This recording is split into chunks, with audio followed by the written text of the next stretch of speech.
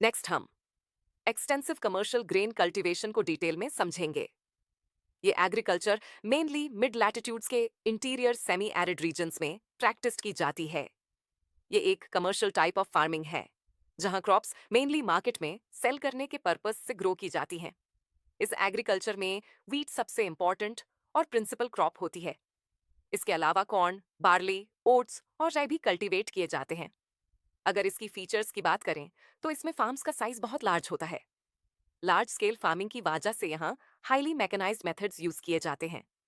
Ploughing से लेकर harvesting तक ऑलमोस्ट हर स्टेज पर मशीन्स का यूज होता है, जिसकी वजह से ह्यूमन लेबर कंपैरेटिवली कम लगती है। इस एग्रीकल्चर में पर एकड़ यील्ड लो होती है because farming semi arid regions में होती है। लेकिन मैकेनाइजेशन की वजह से पर पर्सन प्रोडक्टिविटी बहुत हाई होती है। नेक्स्ट हम major regions of extensive commercial grain cultivation को समझेंगे। ये एग्रीकल्चर दुनिया के कई इंपॉर्टेंट ग्रासलैंड रीजन्स में प्रैक्टिस की जाती है। इसके मेजर रीजन्स हैं यूरेशियन स्टेप्स, कैनेडियन प्रेरीज और अमेरिकन प्रेरीज। साउथ अमेरिका में ये पाम्पास ऑफ अर्जेंटीना में प्रैक्टिस्ड होती है, जबकि साउथ अफ्रीका में वेल्स इंपॉर्टेंट रीजन है। ऑस्ट्रेलिया में इस एग्रीकल्चर को ऑस्ट्रेलियन डाउन्स में प्रैक्टिस किया जाता है और न्यूजीलैंड में कैंटरबरी प्लेन्स इंपॉर्टेंट रीजन माना जाता है। इन सब रीजन्स में large scale mechanised grain farming की जाती है। नेक्स्ट हम मिक्स्ड फार्मिंग को डिटेल में समझेंगे। मिक्स्ड फार्मिंग दुनिया के डेवलप्ड रीजन्स में प्रैक्टिस की जाती है, जैसे north western Europe, eastern north America, parts of Eurasia और temperate southern continents. Mixed farming का मीनिंग है कि इसमें क्रॉप कल्टीवेशन और एनिमल रीयरिंग दोनों साथ में किए जाते हैं। इस फार्मिंग में wheat, barley, oats, rye, maize, fodder crops और रूट क्रॉप्स में क्रॉप्स होते हैं। अगर इसकी फीचर्स की बात करें तो इसमें फार्म्स का साइज मॉडरेट होता है। क्रॉप रोटेशन और इंटरक्रॉपिंग मेथड्स सॉइल फर्टिलिटी को मेंटेन करने में हेल्प करते हैं।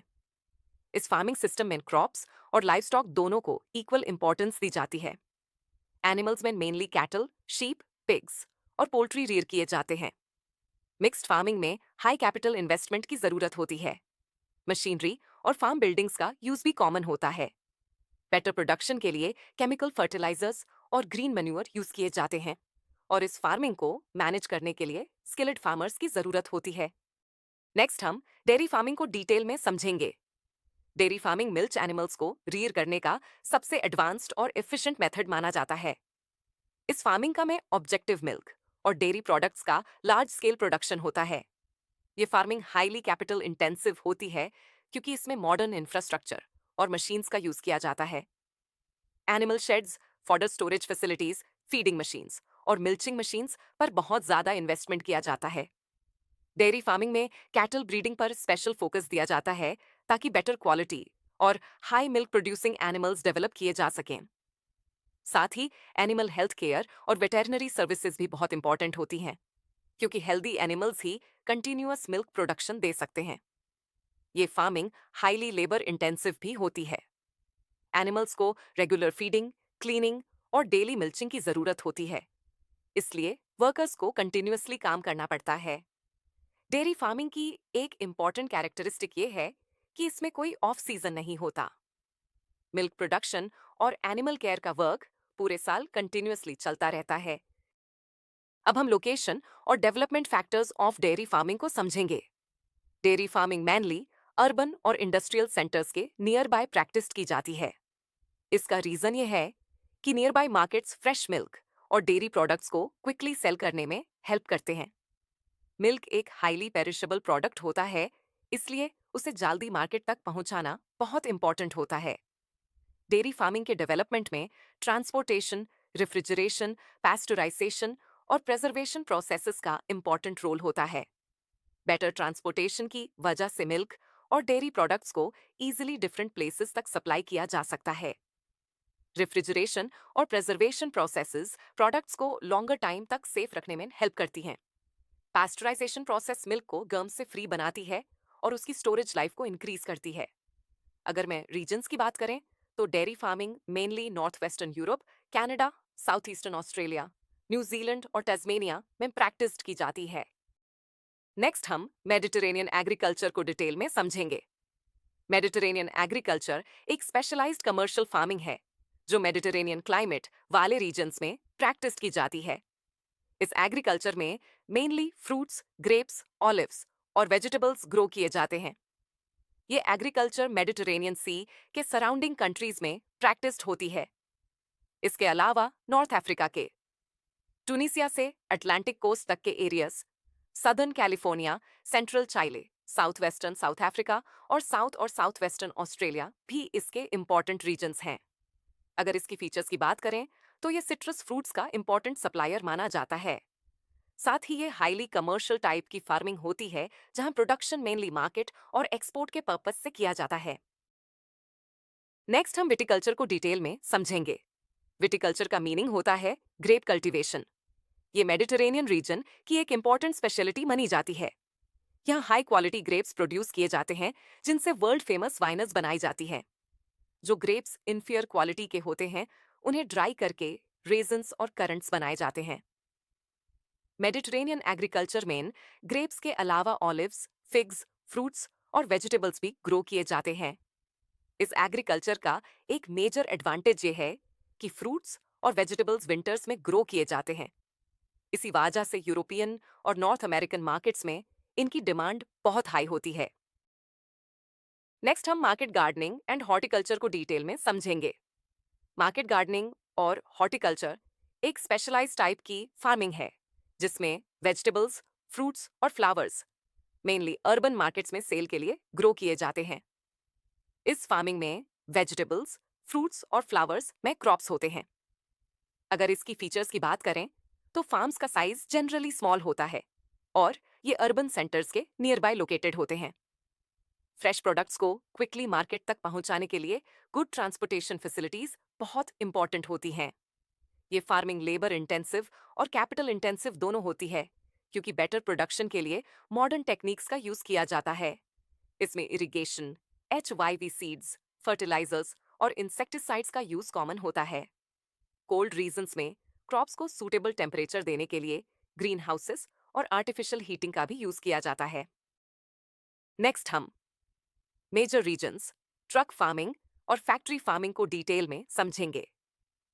मार्केट गार्डनिंग और horticulture mainly north western Europe, north eastern USA और मेडिटेरेनियन रीजन्स में प्रैक्टिस की जाती है। नेदरलैंड्स इसका एक स्पेशल एग्जाम्पल माना जाता है क्योंकि ये फ्लावर्स, ट्यूलिप्स और हॉर्टिकल्चरल क्रॉप्स के लिए वर्ल्ड फेमस है। अब ट्रक फार्मिंग की बात करें तो इसमें फार्मर्स मेनली फ्रूट्स और वेजिटेबल्स ग्रो करते हैं। इस फार्मिंग को ट्रक फार्मिंग इसलिए कहा जाता है क्योंकि प्रोडक्ट्स को ट्रक्स के थ्रू अर्बन मार्केट्स तक ट्रांसपोर्ट किया जाता है। फार्म्स और मार्केट्स के बीच की डिस्टेंस ओवरनाइट ट्रक ट्रैवल के अकॉर्डिंग डिसाइड की जाती है ताकि फ्रूट्स और वेजिटेबल्स फ्रेश कंडीशन में मार्केट तक पहुंच सकें। अब फैक्ट्री फार्मिंग को समझेंगे। ये एक मॉडर्न फार्मिंग सिस्टम है जो मेनली वेस्टर्न यूरोप और नॉर्थ अमेरिका में प्रैक्टिस किया जाता है। इस फार्मिंग में लाइव स्टॉक को स्टॉल्स और पेंस में रियर किया जाता है। स्टॉल्स और पेंस का मीनिंग होता है स्पेशली इनक्लोज्ड एरियाज या शेल्टर्स जहां एनिमल्स को कंट्रोल्ड कंडीशंस में रखा जाता है। यहाँ एनिमल्स की फीडिंग, क्लीनिंग और मैनेजमेंट साइंटिफिकली की जाती है। फैक्ट्री फार्मिंग में मेनली पोल्ट्री और कैटल रियर किए जाते हैं ताकि लार्ज स्केल प्रोडक्शन एफिशिएंटली हो सके। अब हम समझते हैं कोऑपरेटिव फार्मिंग को एक सिंपल एग्जाम्पल के साथ। सोचो कि एक फार्मर के पास इतने पैसे नहीं हैं कि वो अकेला ट्रैक्टर या मॉडर्न मशीनरी खरीद सके। लेकिन जब कई फार्मर्स मिलकर एक कोऑपरेटिव सोसाइटी बनाते हैं तो वो रिसोर्सेज को शेयर कर सकते हैं और फार्मिंग को ज्यादा एफिशिएंट बना सकते हैं। इसी सिस्टम को कोऑपरेटिव फार्मिंग कहते हैं। अब देखते हैं कोऑपरेटिव सोसाइटीज फार्मर्स का फंक्शंस। सबसे पहले ये फार्मर्स को इंपॉर्टेंट फार्मिंग इनपुट्स जैसे सीड्स, फर्टिलाइजर्स और मशीनरी प्रोवाइड करती हैं। दूसरा, ये एग्रीकल्चरल प्रोडक्ट्स को मार्केट में बेटर प्राइसेस पर बेचने में मदद करती हैं। तीसरा, ये प्रोसेसिंग और मार्केटिंग एक्टिविटीज को सपोर्ट करती हैं जिससे फार्मर्स को ज्यादा प्रॉफिट मिलता है। और आखिरी बात, बल्क परचेसिंग और शेयर्ड रिसोर्सेज के थ्रू फार्मिंग की कॉस्ट कम हो जाती है। इसीलिए कोऑपरेटिव फार्मिंग को स्मॉल और मार्जिनल फार्मर्स के लिए एक बहुत यूजफुल फार्मिंग सिस्टम माना जाता है। अब हम कोऑपरेटिव फार्मिंग के एडवांटेजेस और इसकी सक्सेस स्टोरी को समझते हैं। सबसे पहला एडवांटेज है कि कोऑपरेटिव फार्मिंग फार्मिंग एफिशिएंसी को इंक्रीज करती है। जब फार्मर्स मिलकर काम करते हैं तो रिसोर्सेज का बेटर यूटिलाइजेशन होता है और प्रोडक्टिविटी बढ़ जाती है। दूसरा, ये प्रोडक्शन कॉस्ट को रिड्यूस करती है। मशीनरी, फर्टिलाइजर्स और सीड्स को मिलकर खरीदने से खर्च कम हो जाता है। तीसरा एडवांटेज है कि फार्मर्स की इनकम और प्रॉफिट्स में इंप्रूवमेंट होता है। बेटर प्रोडक्शन और बेटर प्राइसेस की वजह से उन्हें ज्यादा फायदा मिलता है। इसके अलावा कोऑपरेटिव सोसाइटीज फार्मर्स को मार्केट तक बेटर एक्सेस भी प्रोवाइड करती हैं, जिससे उनके प्रोडक्ट्स आसानी से और अच्छे दाम पर बिकते हैं। अब बात करते हैं इसके ओरिजिन और सक्सेस की। कोऑपरेटिव मूवमेंट की शुरुआत लगभग 100 साल से भी पहले हुई थी। ये system Denmark, Netherlands, Belgium, Sweden और इटली जैसे यूरोपियन कंट्रीज में काफी सक्सेसफुल रहा है। खास बात यह है कि डेनमार्क में लगभग हर फार्मर किसी ना किसी कोऑपरेटिव सोसाइटी का मेंबर है, जो इस सिस्टम की सफलता को दिखाता है। इसी वजह से कोऑपरेटिव फार्मिंग को फार्मर्स के लिए एक सस्टेनेबल और प्रॉफिटेबल फार्मिंग मॉडल माना जाता है। अब हम समझते हैं कलेक्टिव फार्मिंग को। कलेक्टिव फार्मिंग एक ऐसी फार्मिंग सिस्टम है जिसमें फार्मर्स अपनी लैंड, लाइव स्टॉक और लेबर को एक साथ कंबाइन कर देते हैं। यहाँ फार्मिंग एक्टिविटीज इंडिविजुअल लेवल पर नहीं, बल्कि कलेक्टिवली मैनेज की जाती है। इस फार्मिंग सिस्टम की शुरुआत फॉर्मर सोवियत यूनियन में हुई थी और ये कोलखोज मॉडल पर बेस्ड थी। इस मॉडल को इंट्रोड्यूस करने का मेन पर्पस एग्रीकल्चर सेक्टर की एफिशिएंसी को इंप्रूव करना और फूड प्रोडक्शन को बढ़ाना था। अब सवाल आता है कि इसकी जरूरत क्यों पड़ी। पुरानी फार्मिंग मेथड्स में प्रोडक्शन कम था और रिसोर्सेज का एफिशिएंट यूज नहीं हो पाता था। इसलिए कलेक्टिव फार्मिंग को अडॉप्ट किया गया ताकि फार्मर्स मिलकर काम करें और ज्यादा आउटपुट प्रोड्यूस कर सकें। इसके ऑब्जेक्टिव्स भी काफी क्लियर थे। पहला ऑब्जेक्टिव था एग्रीकल्चरल प्रोडक्शन को इंक्रीज करना। दूसरा, देश को फूड प्रोडक्शन में सेल्फ सफिशिएंट बनाना। और तीसरा, कलेक्टिव मैनेजमेंट के थ्रू फार्मिंग को ज्यादा ऑर्गेनाइज्ड और एफिशिएंट बनाना। यानी कलेक्टिव फार्मिंग का पूरा फोकस इंडिविजुअल फार्मिंग की जगह टीम वर्क और कलेक्टिव ओनरशिप पर होता है, जिससे लार्ज स्केल फार्मिंग और हायर प्रोडक्शन अचीव की जा सके। अब हम कलेक्टिव फार्मिंग की फीचर्स और एडवांटेजेस को समझते हैं। कलेक्टिव फार्मिंग में फार्मर्स अपने रिसोर्सेज जैसे लैंड, लाइव स्टॉक और लेबर को पूल कर देते हैं। यानी सभी रिसोर्सेज को एक साथ लाकर फार्मिंग एक्टिविटीज के लिए यूज किया जाता है। इस सिस्टम में रिसोर्सेज का यूज जॉइंटली किया जाता है, जिससे फार्मिंग ज्यादा ऑर्गेनाइज्ड और एफिशिएंट बन जाती है। हालांकि फार्मर्स को अपनी डेली हाउस होल्ड नीड्स को पूरा करने के लिए छोटे प्राइवेट प्लॉट्स रखने की परमिशन दी जाती थी, जहां वे अपनी जरूरत की क्रॉप्स उगा सकते थे। अब बात करते हैं इसके एडवांटेजेस की। सबसे पहला एडवांटेज है बेटर यूटिलाइजेशन ऑफ रिसोर्सेज। जब रिसोर्सेज मिलकर यूज होते हैं तो उनका वेस्टेज कम होता है। दूसरा एडवांटेज है लार्ज स्केल फार्मिंग ऑपरेशंस। बड़ी लैंड पर फार्मिंग होने की वजह से मॉडर्न मशीनरी और एडवांस टेक्निक्स का यूज आसानी से किया जा सकता है। और तीसरा एडवांटेज है increased agricultural output. Better management और लार्ज स्केल ऑपरेशंस के कारण प्रोडक्शन में वृद्धि होती है। इसी तरह कलेक्टिव फार्मिंग का में फोकस रिसोर्सेज को शेयर करके ज्यादा प्रोडक्शन और एफिशिएंसी अचीव करना होता है। हम अब माइनिंग के बारे में बात करते हैं। माइनिंग का मतलब है अर्थ से मिनरल्स को एक्सट्रैक्ट या निकालना। माइनिंग मैनुअली दो मेथड से की जाती है, सरफेस माइनिंग और अंडरग्राउंड माइनिंग। इंडस्ट्रियल रेवोल्यूशन के बाद माइनिंग की इंपॉर्टेंस बहुत बढ़ गई, क्योंकि इंडस्ट्रीज को लार्ज अमाउंट में रॉ मटेरियल्स की जरूरत पड़ने लगी। अब देखते हैं माइनिंग एक्टिविटी को अफेक्ट करने वाले फैक्टर्स। एक, फिजिकल फैक्टर्स। ये फैक्टर्स मिनरल डिपॉजिट की नेचुरल कैरेक्टरिस्टिक्स से रिलेटेड होते हैं। Size of mineral deposit. Deposit जितना बड़ा होगा, माइनिंग उतनी ज्यादा प्रॉफिटेबल होगी। ग्रेड ऑफ ओरे। ओरे की क्वालिटी जितनी अच्छी होगी, उतना ज्यादा मिनरल निकाला जा सकता है। Mode of occurrence. मिनरल्स किस फॉर्म और किस डेप्थ पर मिलते हैं, इससे माइनिंग मेथड और कॉस्ट डिसाइड होती है। 2, इकोनॉमिक फैक्टर्स। ये फैक्टर्स माइनिंग की प्रॉफिटेबिलिटी को इन्फ्लुएंस करते हैं। Demand for minerals. डिमांड ज्यादा होगी तो माइनिंग भी ज्यादा होगी। Technology available. Advance technology mining को इजी और एफिशिएंट बनाती है। Capital investment. माइनिंग शुरू करने के लिए बहुत इन्वेस्टमेंट की जरूरत होती है। Labour and transport costs. Labour और ट्रांसपोर्टेशन का खर्चा भी माइनिंग को अफेक्ट करता है। सिंपल वर्ड्स में, माइनिंग की सक्सेस फिजिकल फैक्टर्स और इकोनॉमिक फैक्टर्स दोनों पर डिपेंड करती है। अब हम माइनिंग के दो मेजर मेथड्स को समझते हैं। सबसे पहला मेथड है सरफेस माइनिंग, जिसे ओपन कास्ट माइनिंग भी कहा जाता है। जैसे नाम से ही पता चलता है, इस मेथड का यूज तब किया जाता है जब मिनरल्स अर्थ की सरफेस के काफी पास मिलते हैं। क्योंकि मिनरल्स ज्यादा गहराई में नहीं होते, इसलिए उन्हें निकालना कंपैरेटिवली आसान होता है। ये माइनिंग का सबसे सिंपल और इकोनॉमिकल मेथड माना जाता है। इसमें सेफ्टी और इक्विपमेंट पर भी कंपैरेटिवली कम खर्च आता है। इसी वजह से लार्ज स्केल और रैपिड प्रोडक्शन पॉसिबल होता है। अब बात करते हैं दूसरे मेथड की, जिसे अंडरग्राउंड माइनिंग या शाफ्ट माइनिंग कहा जाता है। इस मेथड का यूज टैप किया जाता है जब मिनरल्स अर्थ की सरफेस से काफी गहराई में प्रेजेंट होते हैं। ऐसे केसेस में वर्टिकल शाफ्ट्स और अंडरग्राउंड गैलरीज बनाई जाती हैं ताकि माइनर्स मिनरल डिपॉजिट्स तक पहुंच सकें। निकाले गए मिनरल्स को इन पैसेजेस के थ्रू सरफेस तक लाया जाता है।